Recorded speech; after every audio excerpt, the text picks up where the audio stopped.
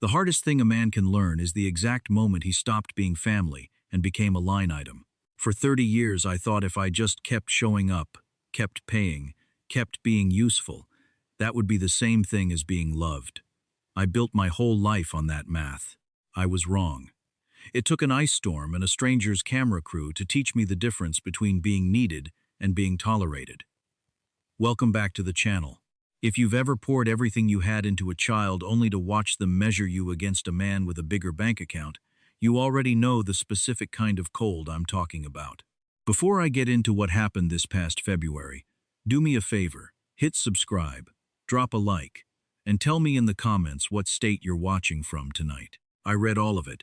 It's the only family dinner table I've got some nights, and I mean that more than you'd think. To understand why I ended up on Channel 9 News at 1 in the morning, you have to understand a man named Walter Higgins.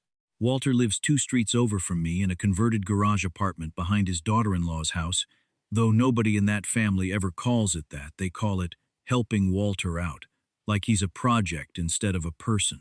He's 78, a retired Marine and a career diesel mechanic, and he runs something he calls the Route 12 Runners out of his own pickup and about 6 other men's trucks. What they do is simple.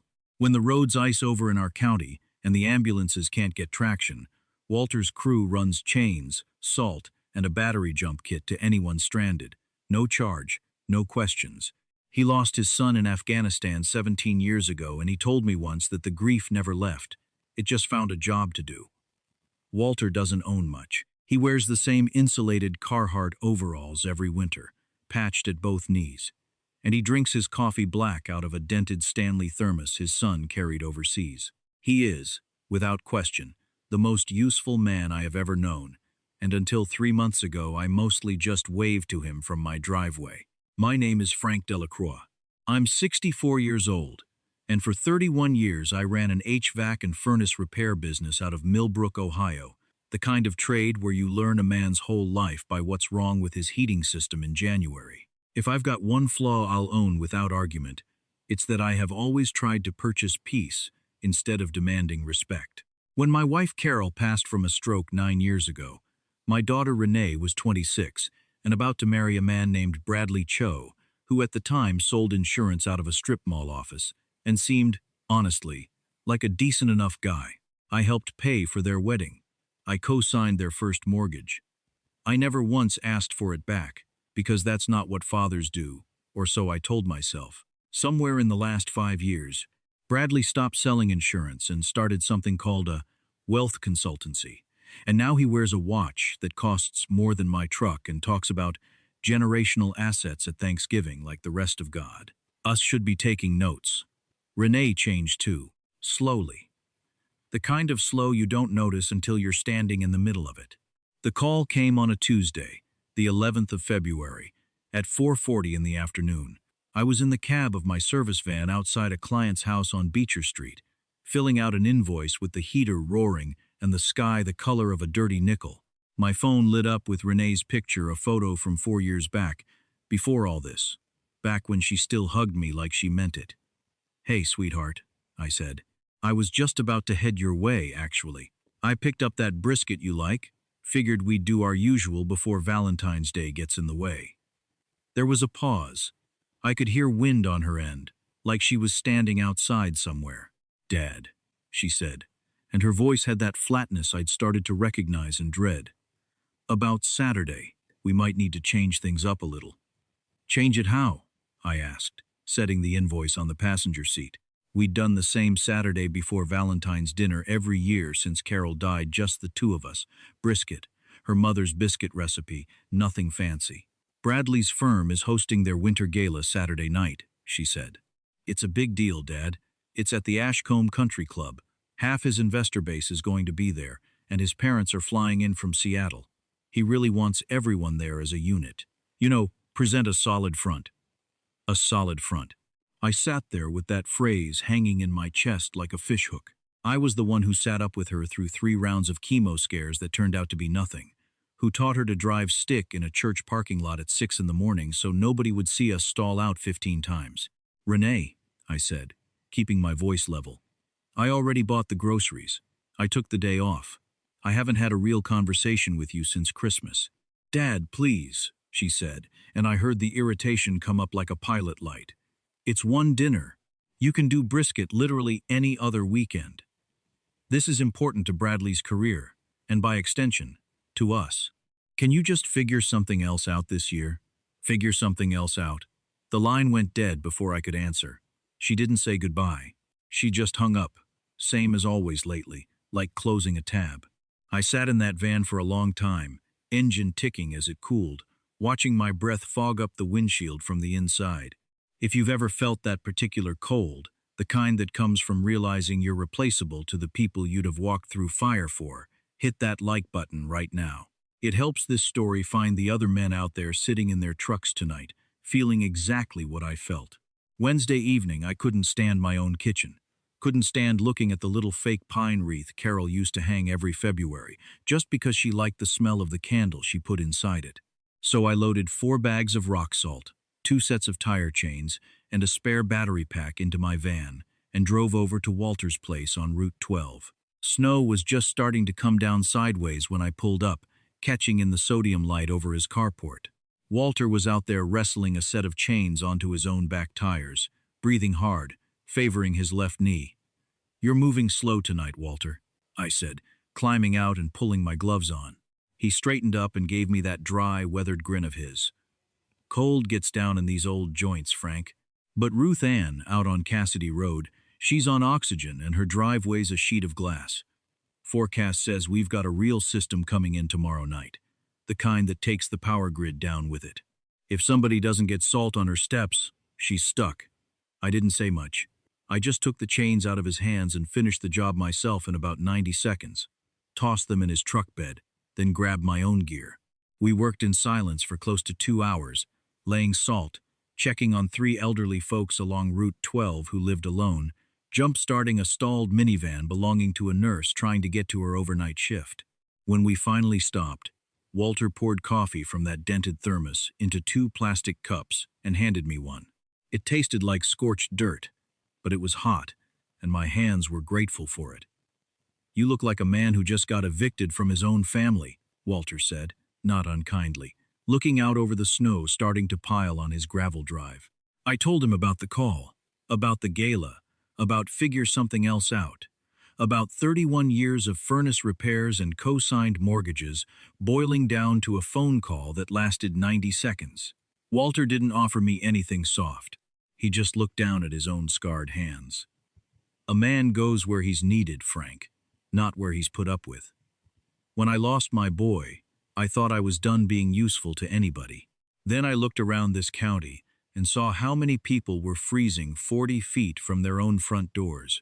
You've got a good truck, strong hands, and 30 years of knowing how furnaces and pipes work.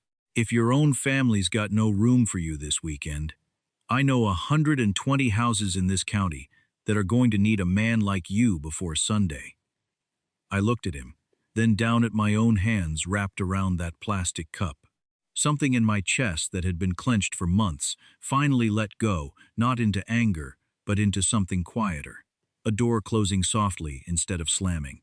"What time do we start tomorrow?" I asked. Walter's eyes crinkled. 5:30. "Bring the salt and every space heater you own. Thursday, the 13th, 5:30 in the morning." The system hit exactly on schedule, and it hit harder than anybody's forecast had promised. By Friday afternoon, freezing rain had coated every power line in the county in a half-inch of ice, and the wind was snapping transformers like matchsticks. 85% of Millbrook County lost power by nightfall. The temperature dropped to 6 degrees. I left my phone on the kitchen counter, plugged in, screen dark.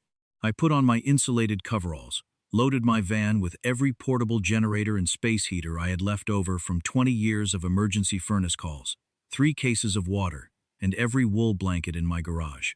For the next 2 days, my whole world shrank down to what my headlights could reach. Walter and I became a 2-man relief crew, running roads the county plows couldn't get to fast enough. We got a backup generator running at the Pine Hollow Assisted Living Facility after their system failed at 2 in the morning, 41 residents in the building, half of them on oxygen concentrators that don't run without power. We cleared a fallen oak off Route 9, so a medevac helicopter could land in a field for a man having a heart attack. We delivered space heaters and checked pulses practically on 18 different elderly folks living alone with no family close enough or willing enough to check on them. We ate cold sandwiches standing up in the snow and drank Walter's terrible coffee, and by Saturday night, the night of Bradley's gala, though I hadn't thought about it once, my face was wind-burned raw, and my back felt every one of my 64 years, but my mind had never once been foggy or self-pitying. I wasn't thinking about the Ashcombe Country Club. I was entirely, completely present in the work in front of me. Around midnight on Saturday, a Channel 9 news van, following county emergency vehicles for a storm segment, got stuck axle-deep in a drift at the corner of Route 12 and Cassidy Road. Walter and I pulled up behind them in my van. I hooked a tow strap to their frame and pulled them loose in under a minute. A young reporter named Dana Ferris came jogging over to my window, cameraman right on her heels, the red recording light glowing against the falling snow. "We are live here on Channel 9, she said into her mic, teeth audibly chattering, with two local men who have spent the better part of 2 days single-handedly keeping this county's most vulnerable residents alive while our infrastructure struggles to keep up. Sir, can I get your name? And what has you out here at midnight in conditions like this?" I rolled my window down all the way. The cold hit my face clean and honest. "My name's Frank Delacroix," I said, "and this is Walter Higgins. We're out here because there are people in this county who need somebody to show up, and nobody else was coming. A man's supposed to go where he's needed. When it gets cold like this, you don't sit inside protecting your own comfort. You go find the people who've got nobody else." Dana looked genuinely shaken. "Frank, dispatch just confirmed that the two of you kept the generator running at Pine Hollow Assisted Living through the worst of the outage. 41 residents would have had to be evacuated in 6-degree weather if that system had failed. Do you have family waiting on you somewhere tonight?" I let out a short breath that turned white in the cold. My family had other plans this weekend. There was a gala. I gave a small, tired shrug. "So I had some time free. Stay warm out there tonight, everybody." I rolled the window up, shifted into drive, and we had 4 more houses to check before sunrise. We finally got the equipment parked back at Walter's around 1:15 Sunday morning. I dropped him at his door. He shook my hand hard for a man his age. "You did good work tonight, Frank. Go home and sleep." When I walked into my own kitchen, the house was freezing, but the power had just kicked back on, the fridge humming back to life. I peeled off my wet boots and coveralls, walked to the counter, and picked up my phone. 41 missed calls, 26 from Renee, 9 from a number I didn't recognize that turned out later to be Bradley's assistant. Dozens of texts. Before I'd even opened one, the phone buzzed alive in my hand. "Renee." I answered. "Dad, oh my God, are you okay? Where are you?" Her voice was shaking in a way I hadn't heard since she was small. "I'm in my kitchen, sweetheart. Just got home." "Dad, why are you on the news?" I could hear commotion behind her, Bradley's voice, tight and loud, and what sounded like his father asking a question over and over. "The power just came back on here, and Bradley turned on the TV to check road conditions, and you were just there. They called you the county's guardian angel, Dad." The anchor said your name on air. "Walter's a good man," I told her simply. "We were just clearing roads and getting generators running for people who needed it."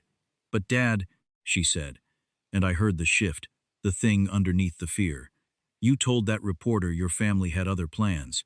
Do you understand how that sounds?" Bradley's phone has not stopped ringing. His investors, his partners, even his parents, they're asking why his own father-in-law was out clearing ice with a truck while Bradley was at a country club. They're saying it looks like we abandoned you out there to die. I took a slow breath, looking out my kitchen window at the ice-glazed fence line. It landed clean and sharp, the way true things do. She wasn't scared for my safety. She was scared for Bradley's investor base. "Renee," I said, and I didn't raise my voice. It didn't need raising. I didn't say you abandoned me. I told the truth. You called me and told me to figure something else out because a solid front mattered more than a Saturday dinner. So I figured it out. "You didn't have to say it on television," she said, her voice cracking now. "Bradley spent $11,000 on that gala. And now half his firm thinks we left you out to freeze." Then tell them the truth, I said quietly. Tell them you chose the gala. I chose the people who needed their heat turned back on. There's no lie sitting anywhere in that. Dad, please, she whispered. And for the first time in a long time, I heard something under the anger that might have been real. Bradley's parents' generator failed about 2 hours after the storm hit. A pipe burst in their basement. It's flooding. It's maybe 38 degrees in there. And Bradley won't let the country club maintenance guys in because he doesn't want it getting around. Could you bring one of your generators? Maybe clear their driveway? We can't get any cars out. I sat there in my quiet kitchen. 2 weeks earlier, I'd have been in my van before she finished the sentence, driving through the ice, desperate for one more crumb of her approval. But that man had used himself up somewhere out on Route 9, hauling a generator through knee-deep snow for people who never once made me feel like an inconvenience. No, Renee, I said, my voice as level as the ice outside. What? Dad? Why? My equipment belongs to this county tonight, not to Bradley's family. And Bradley sells $11,000 wealth strategies for a living. I imagine a generator's well within his network to solve. That's what you told me to do, right? Figure it out? How can you be this cold? She said, and I could hear her crying now. It's not Christmas, sweetheart, but it is family, in the way that matters the people who show up for you. I spent tonight making sure 41 people in a nursing home didn't die of exposure. I am not needed at Bradley's parents' house. I'm convenient there, now that the power's out. Those aren't the same thing, and it took me most of my life to learn the difference. Bradley's family is your family now, the one you built. Let them take care of each other. I'm going to bed, Renee. I hung up before she could answer, set the phone face down on the counter, and turned it off completely. Sunday morning the sun came up hard and white over 6 inches of fresh snow. That particular blue sky you only get after a storm scoured every bit of haze out of the air. I made a full pot of real coffee, not Walter's scorched dirt, and sat by the window for a long while. When I turned my phone back on, there were more messages, a long rambling text from Renee that landed somewhere between apology and self-defense, and nothing at all from Bradley. I didn't answer any of it. I didn't feel triumphant. I didn't feel angry either. I felt something closer to a deep, clean quiet.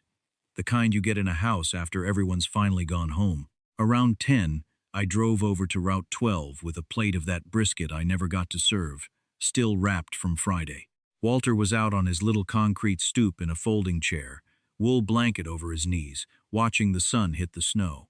"Brought you some breakfast," I said, setting the plate on the crate beside him. He looked at it, then up at me, eyes crinkling. "County's guardian angel delivers brisket now, too. Careful, Frank. You're going to put the diner out of business." "Don't start," I said, and sat down on the step beside him, letting the cold morning air do its work on my face. We sat there a long while, not saying much, just watching smoke curl up from a chimney a few houses down. I understood something sitting there that I hadn't understood in 64 years of trying to buy my way into being loved. A man's worth was never going to be measured by what he could afford to give people. It was measured by whether he showed up in the cold when nobody was making him. I'd lost a daughter who only remembered my number when the lights went out. But I'd found an entire stretch of Route 12 that knew exactly who I was on the worst night of the year. And for the first time since Carol passed, that felt like enough, not a consolation prize. Just enough, plainly and completely. Thank you for sitting with me through this one. It means more than you probably know to have people out there. People who understand what it costs to stand your ground even when your own family's the one asking you to bend. If this story found something true in your own life, if you've ever had to walk away from people who only wanted you around when it was convenient, tell me about it in the comments. Tell me where you're watching from tonight. Hit like, hit subscribe, and I'll see you in the next one. Stay warm out there and go where you're needed.